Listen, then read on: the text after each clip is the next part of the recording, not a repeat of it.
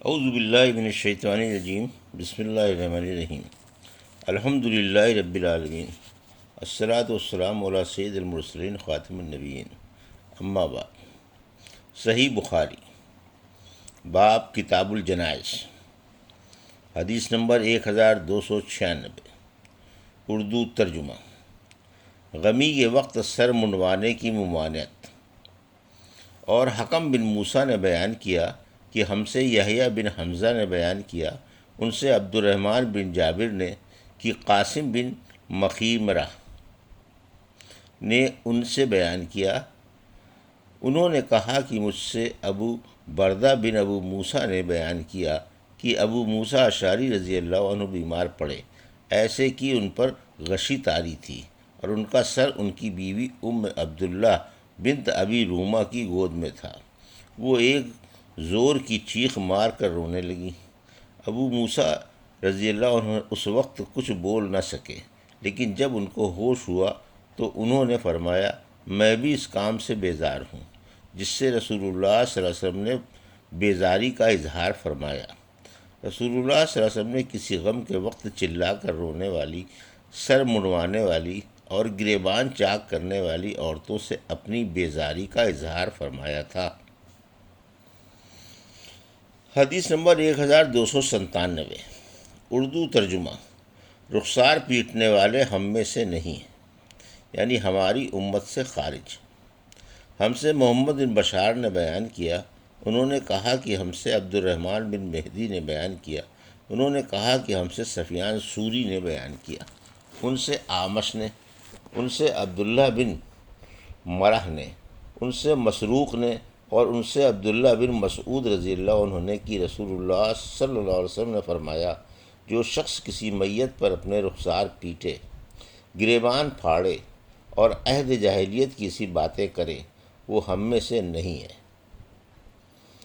حدیث نمبر 1298، اردو ترجمہ۔ اس بارے میں کہ مصیبت کے وقت جاہلیت کی باتیں اور واویلا کرنے کی ممانعت ہے۔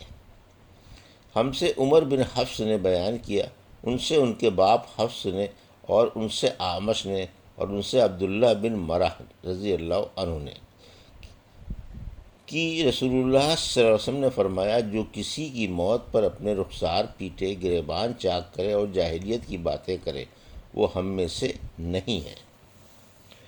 حدیث نمبر 1299، اردو ترجمہ۔ جو شخص مصیبت کے وقت ایسا بیٹھے کہ وہ غمگین دکھائی دے۔ ہم سے محمد بن مسنہ نے بیان کیا، کہا کہ ہم سے عبد الوہاب نے بیان کیا، کہا کہ میں نے یحییٰ سے سنا، انہوں نے کہا کہ مجھے عمرہ نے خبر دی، کہا کہ میں نے سیدہ عائشہ رضی اللہ عنہا سے سنا، آپ نے کہا کہ جب نبی کریم صلی اللہ علیہ وسلم کو زید بن حارثہ، جعفر اور عبداللہ بن رواحہ رضی اللہ عنہ کی شہادت غزوہ موطا میں کی خبر ملی تو آپ صلی اللہ علیہ وسلم اس وقت اس طرح تشریف فرما تھے کہ غم کے آثار آپ کے چہرے پر ظاہر تھے۔ میں دروازے کے سوراخ سے دیکھ رہی تھی، اتنے میں ایک صاحب آئے اور جعفر رضی اللہ عنہ کے گھر کی عورتوں کے رونے کا ذکر کیا۔ آپ صلی اللہ علیہ وسلم نے فرمایا، انہیں رونے سے منع کر دے۔ وہ گئے، لیکن واپس آ کر کہا کہ وہ تو نہیں مانتیں۔ آپ نے پھر فرمایا، انہیں منع کر دے۔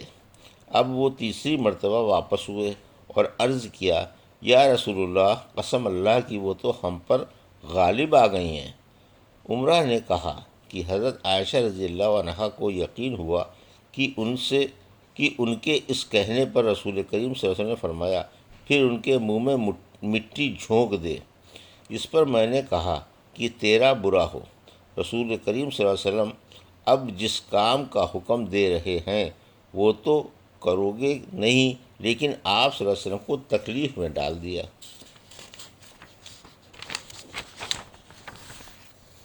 حدیث نمبر 1300، اردو ترجمہ۔ ہم سے عمرو بن علی نے بیان کیا، ان سے محمد بن فضیل نے بیان کیا، ان سے عاصم احول نے اور ان سے انس رضی اللہ عنہ نے کہ جب قاریوں کی ایک جماعت شہید کر دی گئی تو رسول کریم صلی اللہ علیہ وسلم 1 مہینے تک قنوت پڑھتے رہے۔ میں نے حضور صلی اللہ علیہ وسلم کو کبھی نہیں دیکھا کہ آپ صلی اللہ علیہ وسلم ان دنوں سے زیادہ کبھی غمگین رہے ہوں۔ حدیث نمبر 1301۔ جو شخص مصیبت کے وقت اپنے نفس پر زور ڈال کر اپنا رنج ظاہر نہ کرے۔ اور محمد بن کعب قرظی نے کہا کہ جزا اس کو کہتے ہیں کہ بری بات منہ سے نکالنا اور پروردگار سے بدگمانی کرنا۔ اور حضرت یعقوب علیہ السلام نے کہا تھا کہ میں تو اس بے قراری اور رنج کا شکوہ اللہ ہی سے کرتا ہوں۔ سورہ یوسف۔ ہم سے بشر بن حکم نے بیان کیا، کہا کہ ہم سے سفیان بن عینیہ نے بیان کیا، کہا کہ ہم سے اسحاق بن عبداللہ بن ابی طلحہ نے بیان کیا کہ انہوں نے انس بن مالک رضی اللہ عنہ سے سنا، آپ نے بتلایا کہ ابو طلحہ کا ایک بچہ بیمار ہو گیا۔ انہوں نے کہا کہ اس کا انتقال بھی ہو گیا۔ اس وقت ابو طلحہ گھر میں موجود نہ تھے۔ ان کی بیوی ام سلیم نے جب دیکھا کہ بچے کا انتقال ہو گیا تو انہوں نے کچھ کھانا تیار کیا اور بچے کو گھر کے ایک کونے میں لٹا دیا۔ جب ابو طلحہ تشریف لائے تو انہوں نے پوچھا کہ بچے کی طبیعت کیسی ہے؟ ام سلیم نے کہا کہ اسے آرام مل گیا ہے اور میرا خیال ہے کہ اب وہ آرام ہی کر رہا ہوگا۔ ابو طلحہ نے سمجھا کہ وہ صحیح کہہ رہی ہیں، اب بچہ اچھا ہے۔ پھر ابو طلحہ نے ام سلیم کے پاس رات گزاری اور جب صبح ہوئی تو غسل کیا، لیکن جب باہر جانے کا ارادہ کیا تو بیوی ام سلیم نے اطلاع دی کہ بچے کا انتقال ہو چکا ہے۔ پھر انہوں نے نبی کریم صلی اللہ علیہ وسلم کے ساتھ نماز پڑھی اور آپ سے ام سلیم کا حال بیان کیا۔ پھر رسول اللہ صلی اللہ علیہ وسلم نے فرمایا، شاید اللہ تعالیٰ تم دونوں کو اس رات میں برکت عطا فرمائے گا۔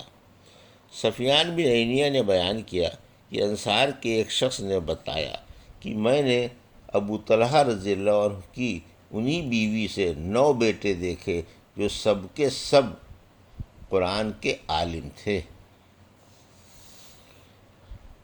حدیث نمبر 1302۔ اردو ترجمہ۔ صبر وہی ہے جو مصیبت آتے ہی کیا جائے۔ اور حضرت عمر رضی اللہ عنہ نے کہا کہ دونوں طرف کے بوجھے اور بیچ کا بوجھ کیا اچھے ہیں۔ سورہ بقرہ کی اس آیت میں ہے کہ خوشخبری سنا صبر کرنے والوں کو، جن کو مصیبت آتی ہے تو کہتے ہیں ہم سب اللہ ہی کی ملک ہیں اور اللہ ہی کے پاس جانے والے ہیں۔ ایسے لوگوں پر ان کے مالک کی طرف سے شاباشیاں اور مہربانیاں، اور یہی لوگ راستہ پانے والے ہیں۔ اور اللہ نے سورہ بقرہ میں فرمایا، یہ صبر اور نماز سے مدد مانگو، اور وہ نماز بہت مشکل ہے مگر خدا سے ڈرنے والوں پر مشکل نہیں۔ ہم سے محمد بن بشار نے بیان کیا، انہوں نے کہا کہ ہم سے غنزل نے بیان کیا، ان سے شعبہ نے، ان سے ثابت نے، انہوں نے بیان کیا کہ میں نے انس رضی اللہ عنہ سے سنا، آپ نبی کریم صلی اللہ علیہ وسلم کے حوالے سے نقل کرتے تھے کہ آپ صلی اللہ علیہ وسلم نے فرمایا، صبر تو وہی ہے جو صدمے کے شروع میں کیا جائے۔ حدیث نمبر 1303۔ اردو ترجمہ۔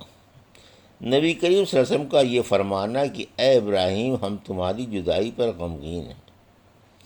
ابن عمر رضی اللہ عنہ نے نبی کریم صلی اللہ علیہ وسلم سے نقل کیا کہ آپ صلی اللہ علیہ وسلم نے فرمایا، آنکھ آنسو بہاتی ہے اور دل غم سے نڈھال ہے۔ ہم سے حسن بن عبدالعزیز نے بیان کیا، انہوں نے کہا کہ ہم سے یحییٰ بن حسان نے بیان کیا، انہوں نے کہا کہ ہم سے قریش نے جو حیان کے بیٹے ہیں نے بیان کیا، ان سے ثابت نے، اور ان سے انس بن مالک رضی اللہ عنہ نے بیان کیا کہ ہم رسول اللہ صلی اللہ علیہ وسلم کے ساتھ ابو سیف لوہار کے ہاں گئے۔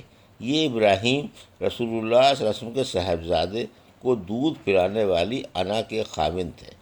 حضور صلی اللہ علیہ وسلم نے ابراہیم رضی اللہ عنہ کو گود میں لیا اور پیار کیا اور سونگھا۔ پھر اس کے بعد ہم ان کے یہاں پھر گئے، دیکھا کہ اس وقت ابراہیم دم توڑ رہے ہیں۔ رسول اللہ صلی اللہ علیہ وسلم کی آنکھیں آنسوؤں سے بھر آئیں تو عبد الرحمن بن عوف رضی اللہ عنہ بولا کہ یا رسول اللہ، اور آپ بھی لوگوں کی طرح بے صبری کرنے لگے؟ حضور اکرم صلی اللہ علیہ وسلم نے فرمایا، اے ابن عوف، یہ بے صبری نہیں، یہ تو رحمت ہے۔ پھر آپ صلی اللہ علیہ وسلم دوبارہ روئے اور فرمایا، آنکھوں سے آنسو جاری ہیں اور دل غم سے نڈھال ہے، پر زبان سے ہمیں کہیں گے وہی جو ہمارے پروردگار کو پسند ہے، اور اے ابراہیم، ہم تمہاری جدائی سے غمگین ہیں۔ اسی حدیث کو موسیٰ بن اسماعیل نے سلیمان بن مغیرہ سے، ان سے ثابت نے، اور ان سے انس رضی اللہ عنہ نے نبی کریم صلی اللہ علیہ وسلم سے روایت کیا ہے۔ یہ تھی صحیح بخاری باب کتاب الجنائز کی حدیث نمبر 1296 سے 1303 کا اردو ترجمہ، جو ابھی آپ نے سماعت فرمایا۔ اللہ سے دعا ہے کہ اللہ ہمیں ان حدیثوں کی صحیح سمجھ عطا فرما اور ان پر عمل کرنے کی توفیق عطا فرما، آمین یا رب العالمین۔